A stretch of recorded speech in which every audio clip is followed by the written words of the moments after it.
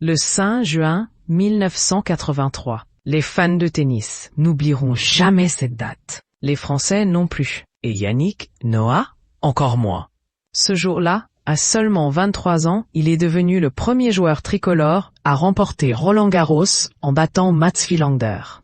Les images resteront gravées. Mais pour le tennisman, cette journée a aussi marqué le début d'une descente aux enfers.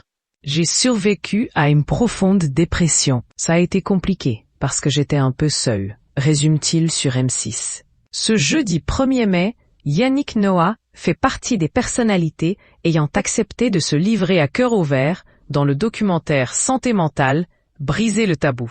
Pour lui, tout a basculé lorsqu'il est devenu le roi de la terre battue. J'avais 23 ans, j'étais en pleine forme. Ma priorité, depuis que j'avais 12 ans, c'était de gagner ce tournoi de Roland-Garros. Tous mes potes étaient là.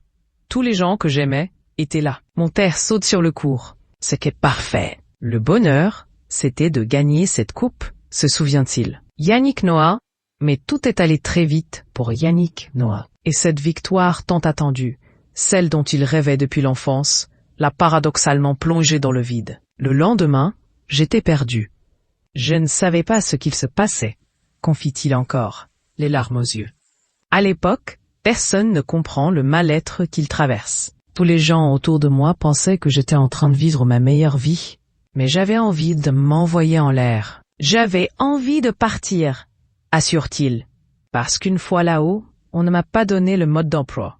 Bouleversé par sa victoire à Roland-Garros, Yannick Noah pense alors au suicide, isolé dans une profonde solitude. Dans cette période-là, le sentiment était très précis. Je marchais seul dans la rue, la nuit, à Paris. J'attendais qu'il n'y ait personne, je regardais la scène et je me disais « Je me jette, je n'en peux plus », confie encore l'ancien champion, aujourd'hui reconverti en chanteur. Depuis, il a réussi à remonter la pente, mais il en est conscient. Sa dépression est aussi liée à son ambition sportive et à une enfance hors norme. Je suis parti de chez moi, j'avais 11 ans et demi. Mes parents habitaient en Afrique, au Cameroun. Je suis arrivé en pension. J'avais 12 ans. J'ai vécu loin de mes parents toute ma vie, en gros. En fait, ma mère a sacrifié son gamin. Par amour, parce qu'elle savait que j'étais passionné. Mais elle a sacrifié les moments avec son gamin pour me donner la chance de vivre mon rêve, raconte-t-il sur M6. C'est fort, mais ça avait un prix. On n'avait pas du tout imaginé qu'à 12 ans, j'étais un petit mec. Je n'ai pas eu d'adolescence. En fait, je n'ai jamais eu un câlin. On n'a jamais parlé de ça parce que ça marchait. J'ai mis plein de choses de côté.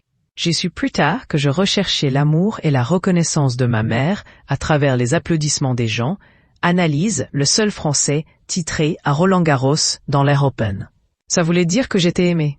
Le jour où je me suis dit que ça allait être l'amour suprême, les gens ne me connaissent pas.